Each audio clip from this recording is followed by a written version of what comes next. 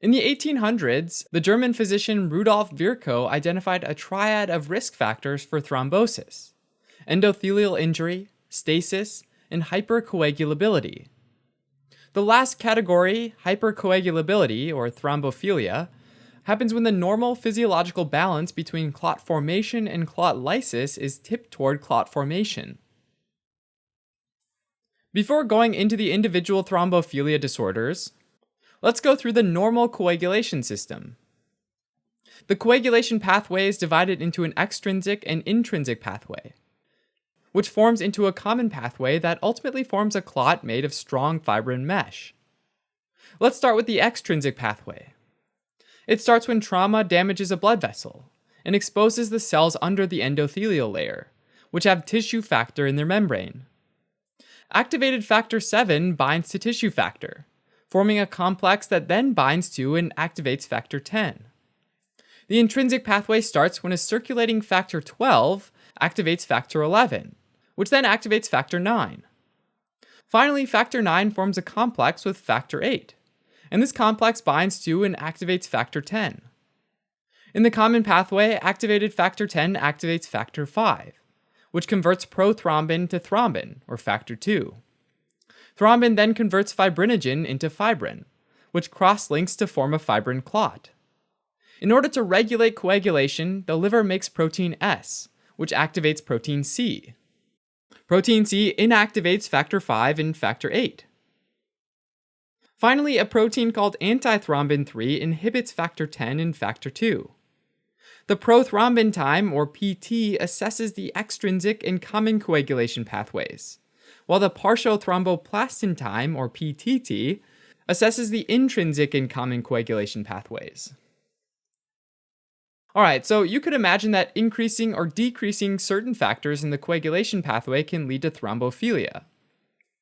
Disorders that cause thrombophilia can be genetically inherited, like factor 5 Leiden, prothrombin gene mutation, and protein C and S deficiency, or acquired, like antiphospholipid syndrome, which is an autoimmune condition. The most common presentation of thrombophilia is in the form of a venous thromboembolism, which includes deep vein thrombosis of the upper and lower limbs, as well as pulmonary embolism. And the key is knowing when to screen for these rare thrombophilias in a person with venous thromboembolism.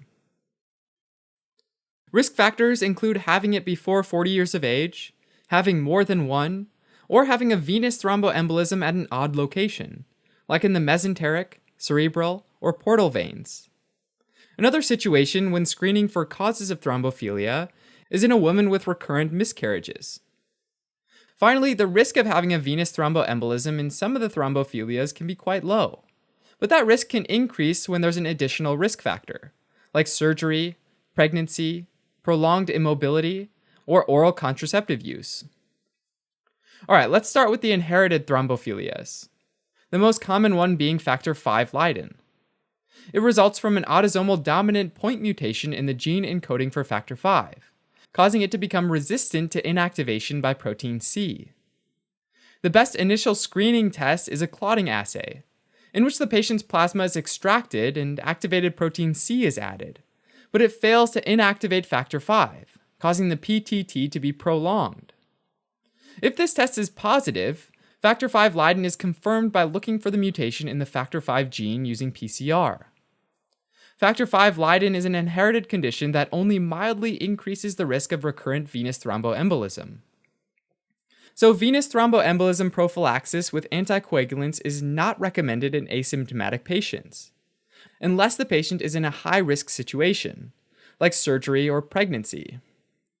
If, on the other hand, a patient with factor 5 Leiden has already had a venous thromboembolism, then the management includes anticoagulation with unfractionated or low molecular weight heparin, followed by warfarin for 3 to 6 months.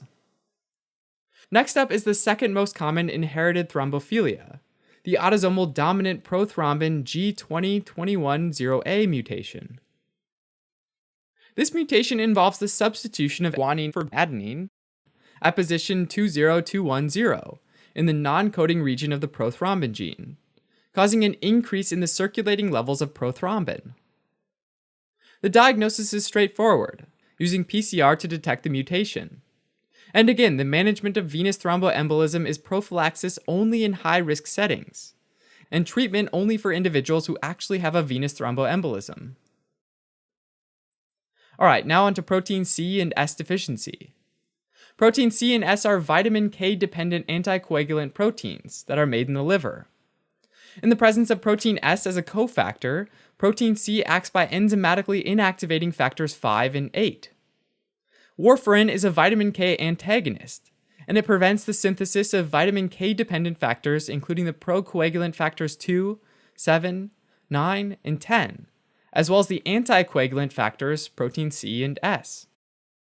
But the thing is, protein C and S have the shortest half-life out of all of these factors.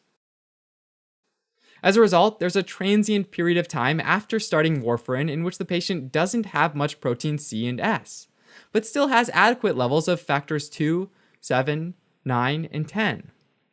So during this transient period, a patient is slightly hypercoagulable. Normally, this transient period is not significant enough to cause any problems. But in a person with protein C or S deficiency, the hypercoagulability can cause them to develop tiny clots in cutaneous blood vessels, which leads to warfarin-induced skin necrosis. This is treated by administering protein C concentrates. Additionally, severe protein C or S deficiency in a baby can lead to neonatal purpura fulminans, which includes a triad of large subcutaneous purpura, disseminated intravascular coagulation, or DIC, and hypotension. Finally, there's antithrombin 3 deficiency. Normally, antithrombin 3 inactivates factor 10 and 2.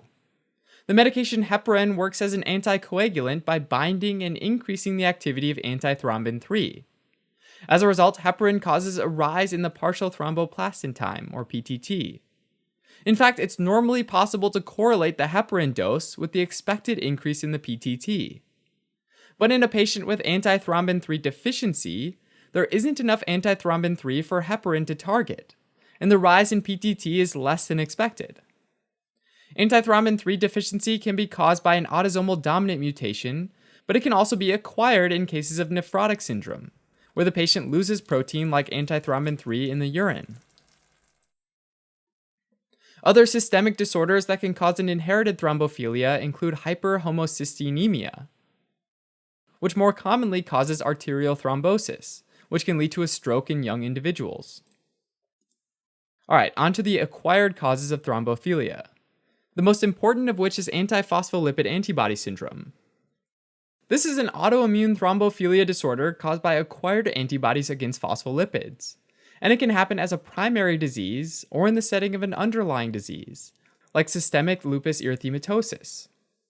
Patients present with multiple venous and arterial thrombosis, as well as recurrent fetal loss.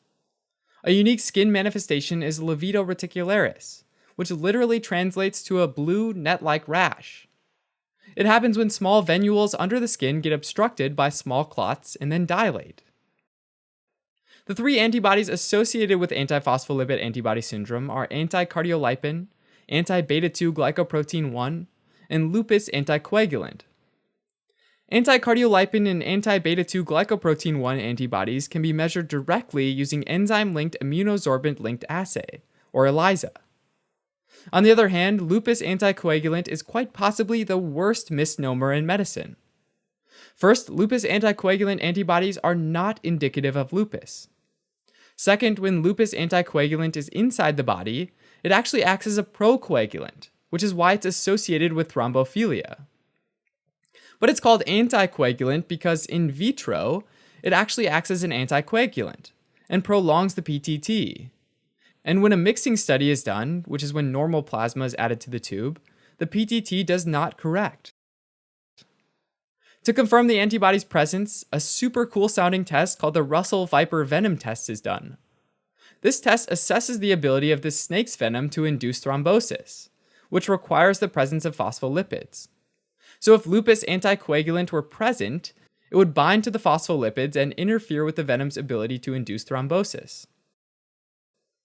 The diagnosis of antiphospholipid antibody syndrome includes having one or more of the clinical criteria, which include a venous or arterial thromboembolic event, or 3 or more spontaneous abortions in the first trimester, or even just 1 spontaneous abortion after the first trimester. In addition, 1 or more of the 3 antibodies must be present. It's also important to consider looking for lupus by testing for anti-nuclear antibody, or ANA, and extractable nuclear antigen antibodies, or ENA. Treatment of antiphospholipid antibody syndrome involves anticoagulation of an acute thromboembolic event using heparin followed by warfarin.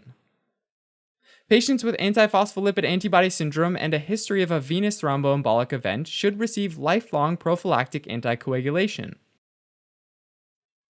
Other systemic disorders that can cause an acquired hypercoagulable state include paroxysmal nocturnal hemoglobinuria, which typically causes mesenteric vein thrombosis, as well as myeloproliferative disorders like polycythemia vera, which typically causes arterial thrombosis. Alright, as a quick recap. Thrombophilia disorders are a group of inherited or acquired diseases that might predispose an individual to clot formation. These clots most commonly manifest as venous thromboembolic events, but might also be arterial. Diagnosis is dependent on the suspected disorder, and treatment of acute venous thromboembolic events usually includes heparin followed by warfarin.